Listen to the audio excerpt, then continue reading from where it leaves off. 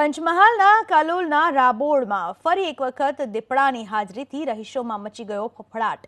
2 દિવસ બાદ ફરી એક વખત સ્વામિનારાયણ મંદિર વિસ્તારમાં દીપડો લટાર મારતા સીસીટીવી કેમેરામાં કેદ થયો। 2 દિવસ પૂર્વે આ જ વિસ્તારમાં દીપડો દેખાયો હતો અને પાણી પીને આ વિસ્તારમાં લટાર મારી નીકળી ગયો હતો। હવે ફરી સીસીટીવીમાં દીપડો કેદ થતા સ્થાનિકોમાં ભય ફેલાયો છે।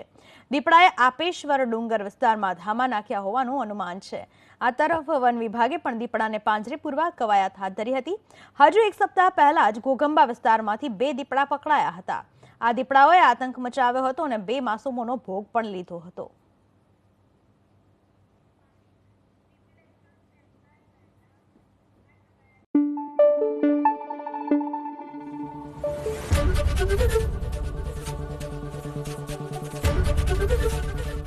एबीपी अस्मिता, गुजरातनी अस्मिता।